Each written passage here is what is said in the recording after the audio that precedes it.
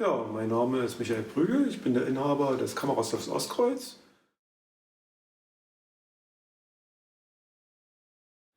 Meine erste Kamera, das war mit 14, da habe ich von meinem Vater dann immer so ein bisschen Feierabend, in der Feierabend ja noch Fernarbeit gemacht und das war eine Altix gewesen, Altix 5. Und dann, wie ich bei meinem Vater dann angefangen habe, nach der Lehre zu arbeiten, da waren dann die Praktis 6 und die Pentacon 6, damit habe ich dann angefangen, zum Beispiel zu reparieren.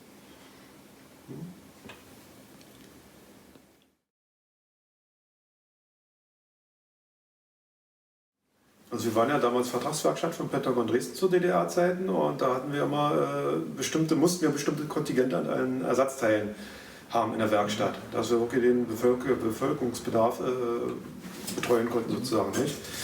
Und für diesen Ersatzteilen, die wir da haben, da zähle ich heute noch von. Ja, also da kann ich alte Praktikermodelle, da kann ich alles noch reparieren. So eine kistenweise Ersatzteile davon noch habe. Ja, und dann kurz nach der Wende haben sich ja verschiedene Werkstätten aus Dresden dann aufgelöst, bei ihren Vertragswerkstätten. Und da haben wir auch so viele Ersatzteile noch bekommen für wenig Geld sozusagen. Ja, da habe ich Messinstrumente alles bekommen, was wirklich früher sehr teuer war. Musste alles weg, da waren wir danach und alles genommen. Ne? Und heutzutage dann per Mail frage ich den Hersteller an, ob ich Ersatzteile bekommen kann. Also einige machen das, einige nicht. Ja, zum Beispiel Sony, die rücken gar keine Ersatzteile raus, Nikon auch keine, Canon, da kriegt man fast alles. Unterschiedlich, da muss man sich dann so ein bisschen vorwagen. Einfach anschreiben, bekomme ich Zeit oder nicht. Wenn da elektronische Fehler sind, das ist immer schon ein bisschen kompliziert. Das kann ja alle möglichen Bauteile da kaputt sein. Nicht? Größten und Ganzen bei diesen Kameras ist ganz schön Dichtung. Die fangen im Laufe der Zeit an zu kleben. Dort muss gewechselt werden. Dann sind Auslösemagnet, Verschlussmagnet, die verkleben auch, die müssen gereinigt werden. Das sind so alle mechanische Sachen bei diesen Kameras, die man reparieren kann. Größtenteils auch, dass den Spiegelgetriebe trocken gelaufen ist. Das fängt die an so zu kreischen, der typische Asthma-Husten bei der Kamera. Und da muss man dann einen bestimmten Zahnrad muss dann ein Tropfen Öl rauf. Ja, aber dazu muss man sie auseinandernehmen. Und viele, die machen das selber, die spritzen von oben den Öl rein, haben den Glück, das funktioniert, aber das Öl läuft dann überall dahin, wo es nicht hin soll. Und dann haben sie spätestens in 1 oder 2 Jahren dann echt Probleme mit diesen Kameras. Ja, dann ist das ein Ölschaden und die kriegt man meist nicht mehr repariert. Da müssen noch Neuteile rein, gibt es nicht mehr. Also Vorsicht. Okay.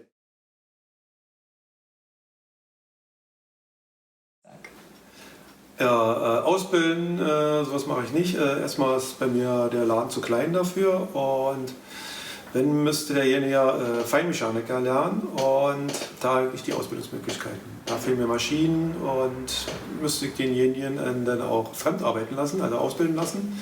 Wenn der nach 3 Jahren mit seiner Lehre fertig ist, kommt er zu mir in die Werkstatt und dann jede Kamera einzeln anlernen und die Zeit habe ich gar nicht dafür. Das geht leider nicht.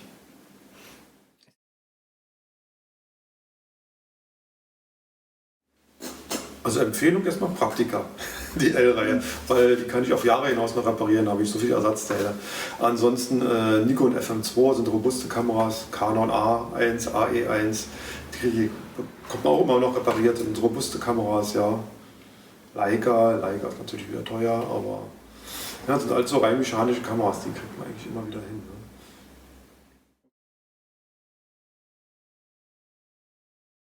Format? Mittelformat? Hasselblad. Das sind robuste Kameras. Mamiya bedingt, also die RB, ja, ist ein reiner Mechaniker, aber der RZ sieht schon wieder aus, die läuft auch wieder Elektronik und jetzt kommen die in das Alter, wo die kaputt gehen, die Kameras. Und man bekommt auch noch kaum Ersatzteile dafür. Ja. Wenn, dann müsste die direkt nach München geschickt werden, heißt wieder teuer.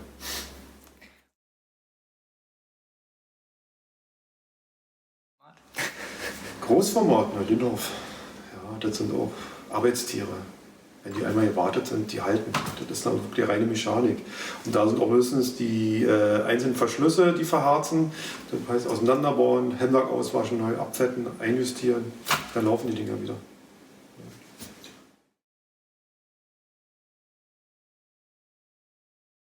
Also selbst fotografieren wenig, keine Zeit mehr. Den ganzen Tag Kameras in der Hand habe, am Wochenende keine Lust mehr zu fotografieren. Früher mehr, wo das Kind noch kleiner war, da hat man wirklich viel fotografiert, aber eher weniger. Ich bin auch die Handy-Fotograf, fotografiere Leute. Ja.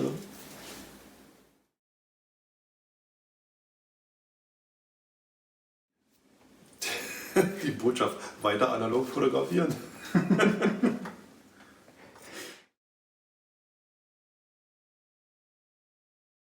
Ja, analog macht ja auch mehr Spaß, man fotografiert ja bewusster. Ja, mit der digitalen Kamera merke ich ja bei mir selber, man knipst, man fotografiert noch ein Bild, noch ein Bild, noch ein Bild. Die Reihe landet irgendwo auf dem Rechner und da bleiben sie, guckt man sich nie wieder an. Und so ein Bild, so ein Foto hat man in der Hand, kann das angucken. Das ist, was man anfassen kann sozusagen. So ein schönes, wie bei der Schallplatte. Die Schallplatte, man sieht die Musik.